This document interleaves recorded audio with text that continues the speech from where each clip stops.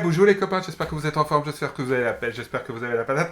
Nous, on est super contents de vous retrouver avec Alexandre. Là, il n'y a même pas de teasing, d'habitude je parle tout seul, là j'ai mis Alexandre directement avec moi en caméra. Salut Alexandre, comment vas-tu? Ça va, bonjour à tous. Bon Alexandre, je vous rappelle pour ceux qui n'ont pas vu les premières vidéos, parce qu'on en est à la quatrième, donc vous pouvez aller voir les vidéos des semaines précédentes, parce qu'on a parlé de pêche finesse, on a parlé de pêche lourde, on a parlé des nouveautés, leur souple super moulinet qui vient de sortir, enfin voilà, on a parlé de beaucoup de choses. Et aujourd'hui, on se retrouve sur une vidéo qui me tient bien à cœur, parce que c'est une pêche que j'apprécie beaucoup, parce que ça, voilà, pour moi, apporte des sensations et des poissons différents de ce que l'on fait souvent à être tous obstinés par Monsieur le bar. Et il y a plein d'autres choses à faire, même le bar d'ailleurs, sur une pêche au ténia.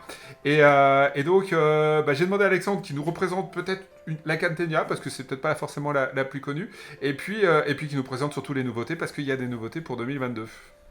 Donc je vous présente la petite Ilicium 500 Special Tenia, donc en 2,50 m, une canne qu'on a dédiée pour ces pêches-là, parce que la conception est vraiment très particulière. On va avoir une grosse réserve de puissance sur la partie basse pour pouvoir combattre des beaux poissons, parce que c'est une technique qui est vraiment intéressante. Comme tu le disais, on peut attraper tout type de poisson, du petit et du gros aussi. Je pense notamment à des gros pagres, hein, que ce soit en Bretagne ou en Méditerranée. Donc réserve de puissance vraiment importante sur la partie basse.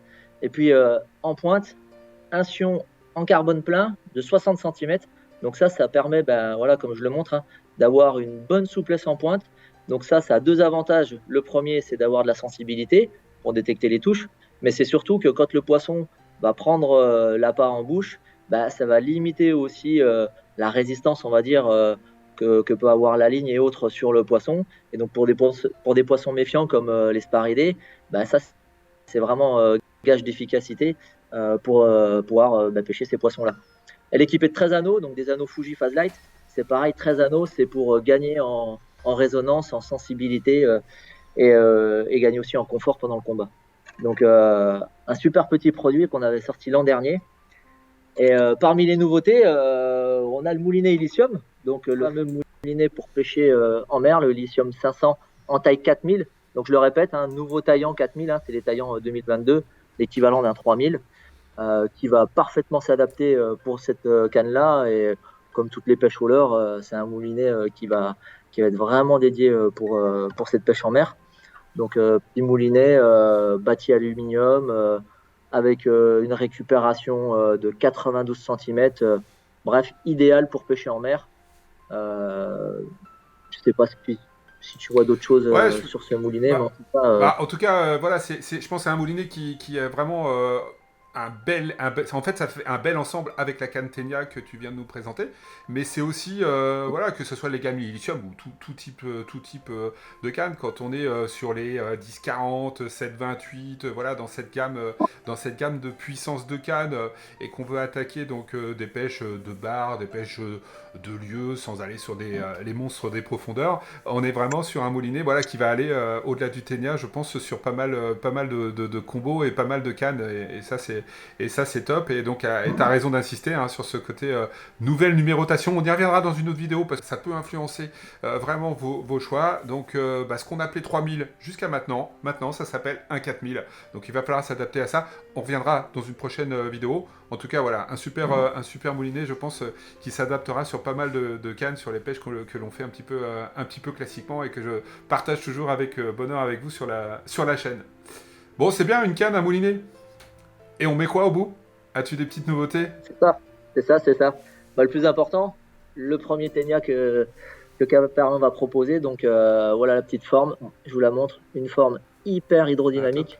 Donc c'est un produit qu'on a conçu, je dirais à 400%, parce que celui-là, on l'a mis au point avec nos ambassadeurs experts sur le sujet, notamment les pêcheurs du Sud-Est qui eux vont même pêcher par 100 mètres de fond les pagres et Ah, compagnie. Donc ils ont été vraiment exigeants avec nous sur ce produit-là. Après on est allé l'éprouver aussi avec nos pêcheurs bretons, sur lesquels on a pu voir l'efficacité, notamment au niveau de la pêche du pagre. On a fait une session à Armen qui était juste magique. Donc pourquoi hydrodynamique? Ça c'est le plus important, et je vais m'arrêter un peu sur ce sujet-là. En fait, quand on pêche au ténia, notamment lorsqu'on pêche en bateau, ce qui est important, c'est de pouvoir présenter un appât qui soit le plus naturel possible. Et pour nous, quand on pêche trop lourd, la nage va être moins naturelle. Par exemple, si on propose une crevette, le fait de pêcher avec un grammage trop élevé quand il n'y a pas trop de courant, la nage va être moins naturelle que si on peut pêcher plus léger. Et donc le côté hydrodynamique, ça va permettre de descendre plus rapidement dans la couche d'eau, mais surtout ça va permettre aussi de pêcher plus léger. Là où on pêchait par exemple avec 80 grammes, avec une forme comme celle-ci, on va pouvoir pêcher avec 60 grammes. Et la différence de 20 grammes, elle va vraiment être significative lorsqu'on cherche à faire nager juste au-dessus du fond notre crevette. Et ça, pour nous, c'était quelque chose de vraiment important. Donc, d'où cette forme-là. Après, sur le coloris, on est venu appliquer un coloris qui est fou parce qu'on a un film holographique qui va envoyer énormément de reflets lorsqu'on va avoir du soleil. Mais on a aussi une peinture par-dessus. On la voit ici, là, sur la partie haute et sur la partie basse. C'est une peinture qui est à la fois fluo, donc visible quand la luminosité est pas très forte, mais aussi elle est phospho. Donc le phospho, c'est quelque chose qui va vraiment éclairer dans le noir. Et donc ça, pour les pêches profondes aussi, quand les poissons sont un peu curieux, ça va permettre d'avoir encore plus d'efficacité. Le dernier point, et ça c'est peut-être le truc le plus différenciant pour nous, ça a été le montage notamment de la crevette. On a une forme ici avec un plat qui va permettre de monter la crevette d'une manière spécifique. Et ça, c'est pareil, peut-être qu'on aura l'occasion de le faire ensemble, Fabien, mais vous verrez aussi sur la chaîne Caperlan, on vous expliquera comment utiliser ce ténia avec une montage où la crevette n'a pas les pattes vers le ciel, mais a les pattes vers le bas. Et ça change aussi. Ça change aussi tout dans la pêche. Le grand débat sur la pêche au ténia, pourquoi les crevettes sur un ténia ont les pattes en l'air alors que dans l'eau elles ont les pattes en bas.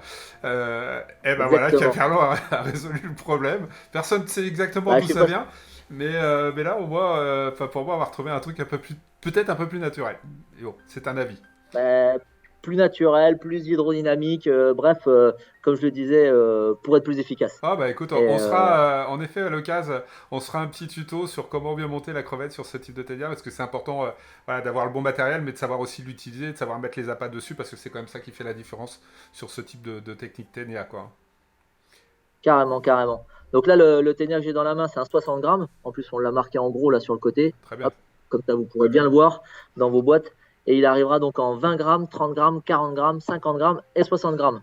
Comme ça, il y en a pour tous les goûts et pour toutes les zones de la planète. Là, on a de quoi couvrir en effet pas mal de pêche. Écoute, c'est top. Franchement, je suis impatient de le tester parce que des nouveautés ténia, on en voit beaucoup. On voit beaucoup de choses sortir sur le marché, etc.